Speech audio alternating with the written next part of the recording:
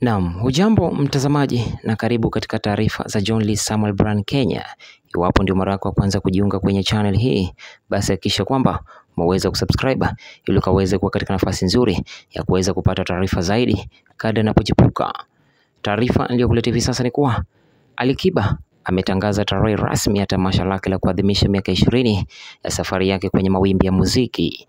Kupitia ukurasa wake wa Instagram, Ali Kiba alifichua kwamba tamasha hilo la kipekee litafanyika Aprili 19 visiwani Zanzibar, ambapo makumi ya wasanii watakuwepo kutumbuiza mashabiki.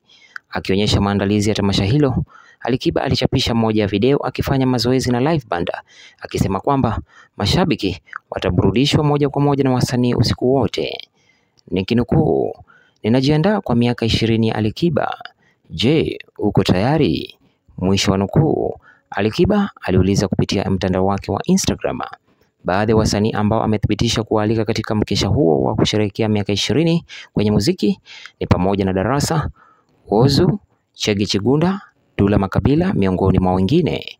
Kuelekea siku yake kuu, msanii huyo amekuwa akizindua miradi mbalimbali ambayo amenukuliwa akisema kuwa ni katika mkondo huo wa kuadhimisha miaka 20.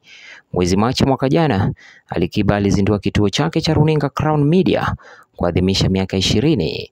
Katika hafla iliyosheheni nyota wengi, Kiba alisema analenga kuwafikia watu wengi iwezekanavyo kupitia chombo chake kipya cha Crown Media kitakachojumuisha kituo cha televisheni, redio, vyombo vya habari vya dijitali na matukio mbalimbali. Ali Kiba sasa anaungana na mwimbaji mwingine wa Tanzania, Diamond, ambaye anamiliki jumba la habari kamili la Wasafi Media. Diamond ni miongoni mwa waimbaji waliotamba sana nchini Tanzania na kwa hakika Afrika Mashariki, lakini kwa hakika ugomvi wake na Ali Kiba umewafanya wasambaratiki zaidi. Bila kujali, wote wawili wanafurahia mafanikio makubwa ndani na nje ya muziki. Asante kwa kuitazama taarifa hii na usisahau kusubscribe, like, share pamoja na kukomenta.